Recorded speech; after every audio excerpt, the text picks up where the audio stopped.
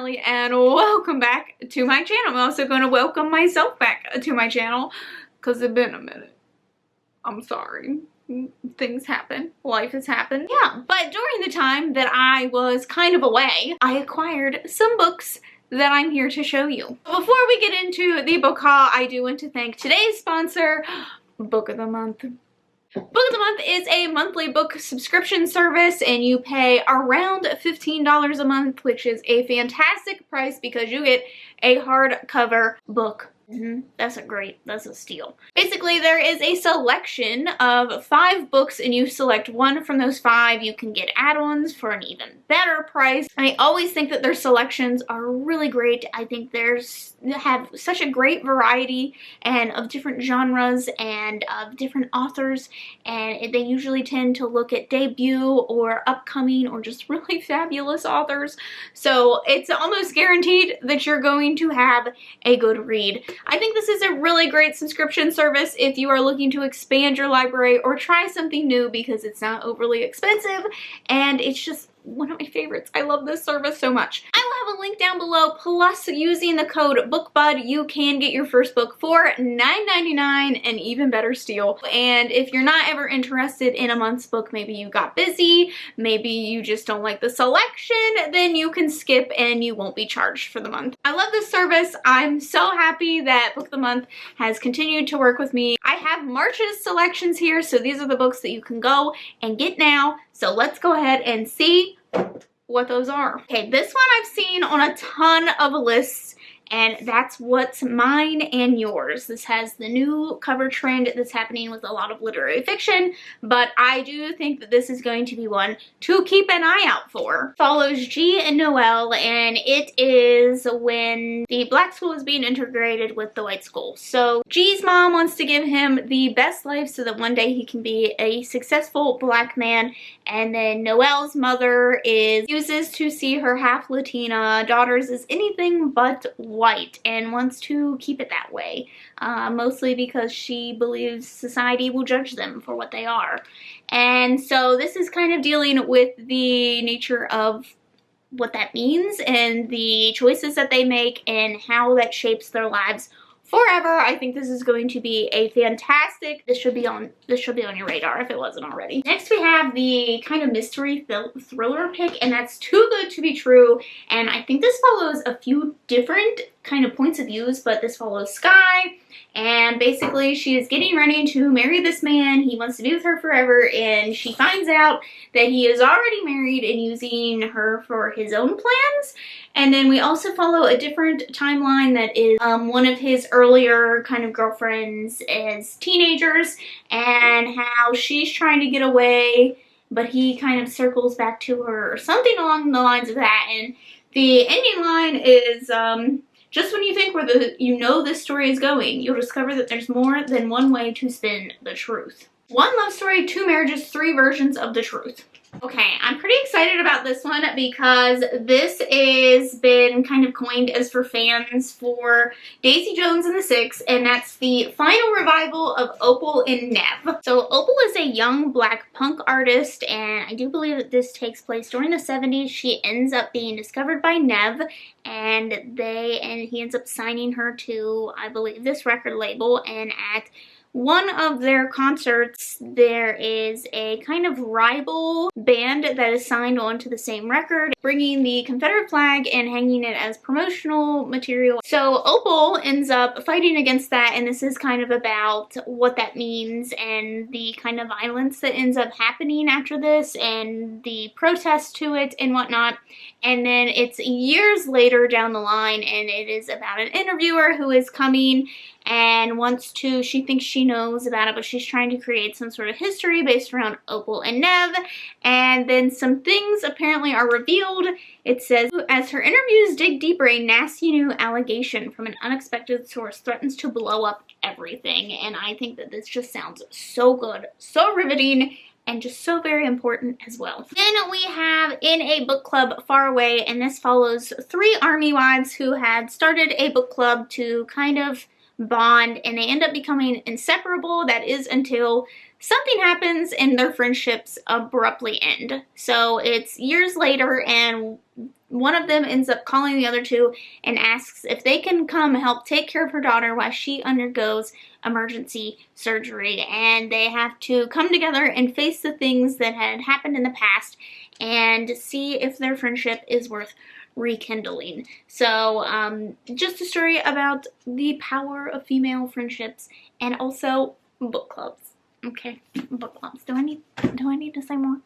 And then the last one, I'm so excited because this is one of my most anticipated releases. I feel like I say that a lot, but I have a lot of anticipated releases, but that is the Lost Apothecary.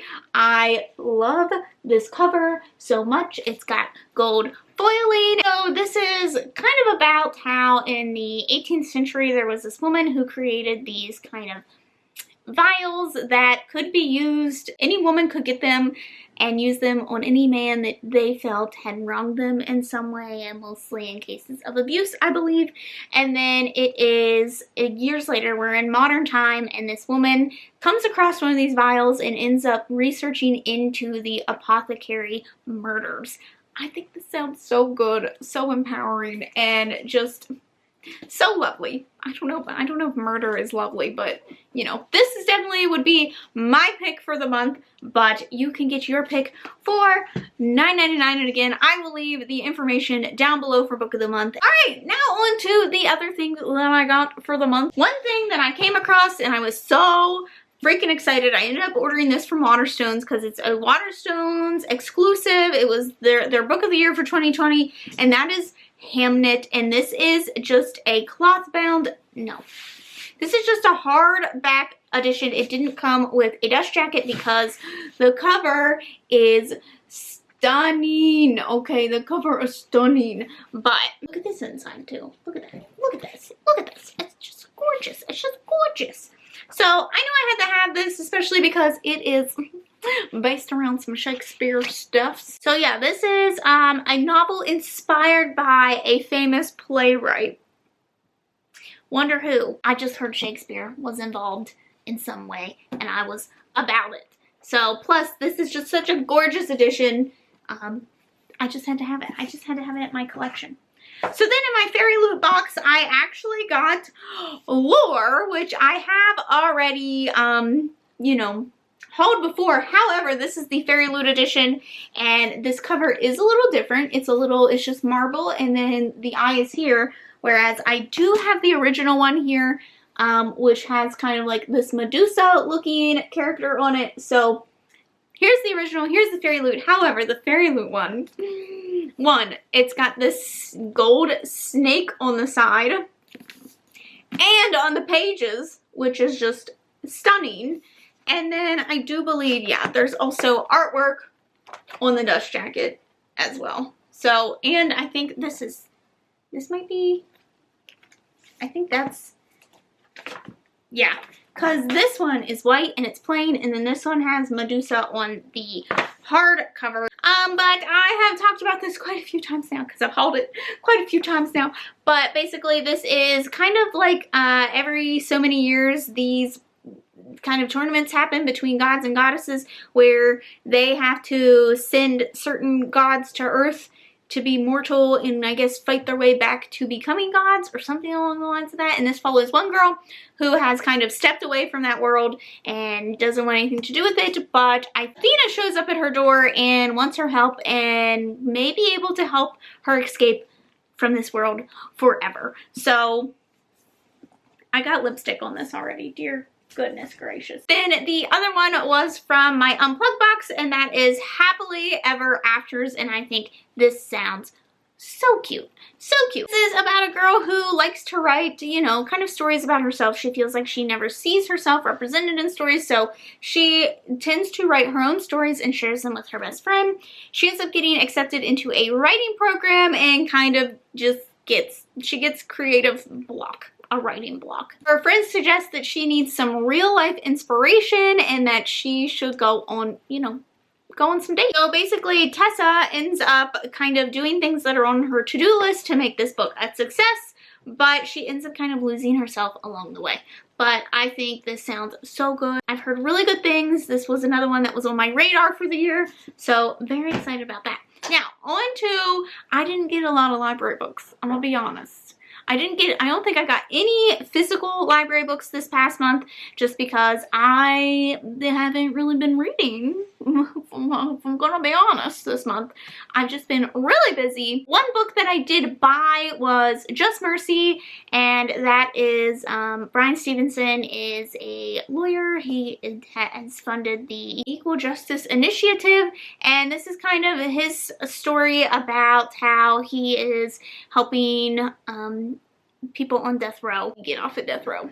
So it's an incredibly impactful book. I'm a little way into it currently, and it is just, it's heavy at times. It's a very digestible book. I have found, I was afraid that there'd be a lot of kind of jargon that I wouldn't understand, but it's been very easy to understand so far, so I've been really impressed with that. And then I also downloaded The Vanishing Half, and this is about twin sisters, I believe, who think that they can be white passing, and it is how one decides to live her life as if she were white and the other one decides to live her life as a black woman, and how that affects their lives and their children and whatnot. I also had checked out A Promised Land, which is Obama's book. I don't know anything else about it. And then The Invisible Life of Addie LaRue. I checked out the audiobook because I don't think I'm going to get around to the physical copy anytime soon. Audiobooks are my life right now. There's that. That is everything I think that I checked out of the library. That's it. That's it. That's all the books that I got. Not an overly massive haul because, friends, I need to show you. These are all the books. These are all the books that I need to wrap before they go on my shelves. Bad. I've been bad. Yeah. Oops. I just want to thank Book of the Month again for sponsoring this video and for sending me such wonderful books. Again, Book of the Month, fantastic service. I just love their picks every month. It's so hard to choose just one. I normally don't. So, hope you guys have liked this video. Don't forget to subscribe to see future videos from me. Thanks for watching, and I'll see you in the next one. Bye!